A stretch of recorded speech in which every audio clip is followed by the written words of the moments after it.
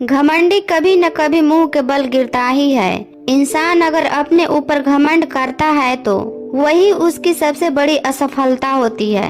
नारियल के पेड़ बड़े ही ऊंचे होते हैं और देखने में बहुत सुंदर होते हैं। एक बार एक नदी के किनारे नारियल का पेड़ लगा हुआ था। उस पर लगे नारियल को अपने पेड़ के सुंदर होने पर बहुत गर्व था। सबसे ऊंचाई पर बैठने का भी उसे बहुत मान था। इस कारण घमंड में चूर नारियल हमेशा ही नदी के पत्थर को तुच्छ पड़ा हुआ कहकर उसका अपमान करता रहता। एक बार एक शिल्पकार उस पत्थर को लेकर बैठ गया और उसे तराशने के लिए उस पर तरह तरह से प्रहार करने लगा। यह देख नारियल को और अधिक आनंद आ गया। उसने कहा, ए पत्थर, तेरी भी क्या जिंदगी है। पहले उस नदी में पड़ा रहकर इधर उधर टकराया करता था और बाहर आने पर मनुष्य के पैरों तले रौंदा जाता था, और आज तो हद ही हो गई। ये शिल्पी तुझे हर तरह से चोट मार रहा है और तू पड़ा देख रहा है। अरे, अपमान की भी सीमा होती है। कैसी तुच्छ जिंदगी जी रहा है।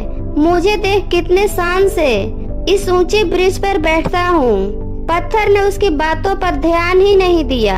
कुछ दिनों बाद उस शिल्पकार ने पत्थर को तराश कर शालिग्राम बनाए और पूर्ण आदर के साथ उनकी स्थापना मंदिर में की गई। पूजा के लिए नारियल को पत्थर के बने उन शालिग्राम के चरणों में चढ़ाया गया। इस पर पत्थर ने नारियल से बोला, नारियल भाई, कष्ट सहकर मुझे जो जीवन मिला उसे ईश्वर की प्रतिमा का मान मिला। मैं आज तराशने पर ईश्वर के समतुल्य माना गया। जो सदैव अपने कर्म करते हैं वे आदर के पात्र बनते हैं, लेकिन जो अहंकार घमंड का भार लिए घूमते हैं वो नीचे आ गिरते हैं। ईश्वर के लिए समर्पण का महत्व है, घमंड का नहीं। पूरी बात नारियल ने सिर झुकाकर स्वीकार की, जिस पर नदी बोली, इसे ही कहते हैं घमंडी का सिर नीचा।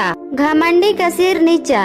इस कहानी से हमें यही शिक्षा मिलती है कि हम घमंड करके स्वयं अपने छवि का अपमान करते हैं। घमंड मनुष्य के जीवन के लिए एक शत्रु की तरह है जो हमेशा उसके लिए विनाश का मार्ग बनाता है। कहते हैं ना, सफलता मिल जाती है, लेकिन जो इस सफलता पर घमंड नहीं करते वास्तव में वही सफल होते हैं। घमंडी व्यक्ति कितना भी ऊपर उठ जाए, एक दिन वो नीचे आकर गिरता है, और उस वक्त जो उसका अपमान होता है उससे बड़ा श्राप उसके लिए कुछ नहीं होता।